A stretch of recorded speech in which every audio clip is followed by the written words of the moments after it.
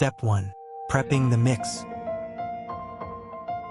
Open your DAW of choice. I like to use FL Studio. Load in audio samples and separate them into different tracks. Line up your samples. I like to do some general balancing since tracks tend to overpower raw vocals. I also find it easiest to color code everything. While you're at it, go ahead and give everything a listen. It'll give you a good idea of where your samples are at. You can also take the time to adjust some gains if the recordings are extremely unbalanced in volume. Guys, I've actually only heard this song as a guitar ensemble, because I'm a nerd. I wanted to start with the I may be paranoid but not an android part, but quickly faced a detrimental issue. I have no freaking clue how to bit crush.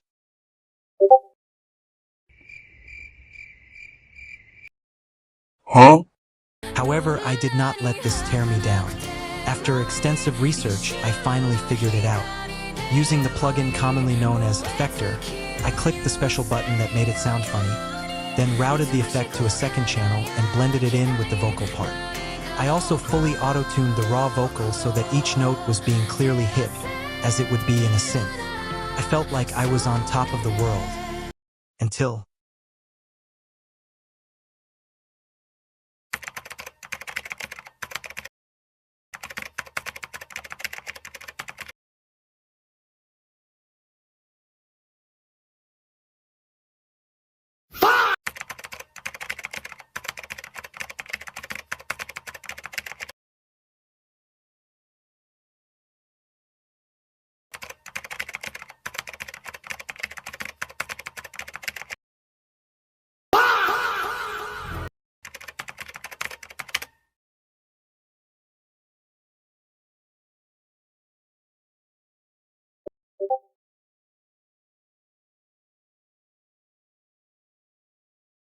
Hey yo, what the? Despite my classic record-level complaining, it actually wasn't that bad.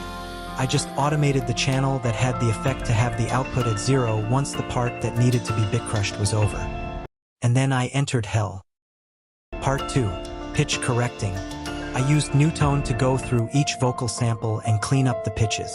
It's super freaking easy, but it also takes a ridiculously long time, making it super annoying. You're welcome for doing most of it off-screen. Just this part usually takes me a couple hours. By the way, shout out to whoever voiced Chica in this for having 5 entire tracks just to yourself like, what the hell man, I have a family. This is the greed they talked about in the Bible, but at least you were mostly in tune. Would you like fries with that? Sigh. Part 3. Actually mixing the crap. Since a day had passed since I last edited anything, I gave it a little listen to see where the balance was at. A lot of the samples were unbalanced in the recording, so I spliced them and messed with the gain to make it much more equal. After that, I redid the automation for the bit crushing on Kaido, but FL Studio was being a little whiny baby and didn't want to automate it, so I routed the non-bit crushed part to a separate channel.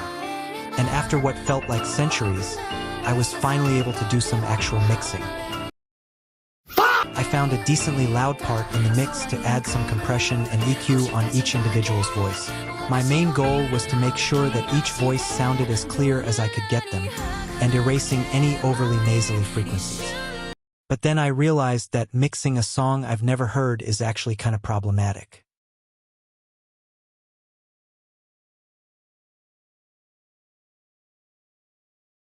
Absolute trap banger. So after listening, I added some reverb to match the original, because we don't want no Alabama white keto mom bland as hell chicken, we want that juicy, beautiful life-changing grandma's chicken with rice.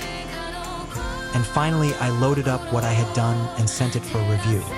While waiting, I did some intense studying because I'm a student, I think, and learning and stuff costs square root and the powerhouse of the cell and something about a washing machine named George the First, don't know until I finally got the reply. They pretty much just wanted me to rework the balance between vocals parts, so I went ahead and did that off screen. You guys get the gist. And that's it, that's the video. Check out the More Hope channel to see how it turned out. Thank you for watching.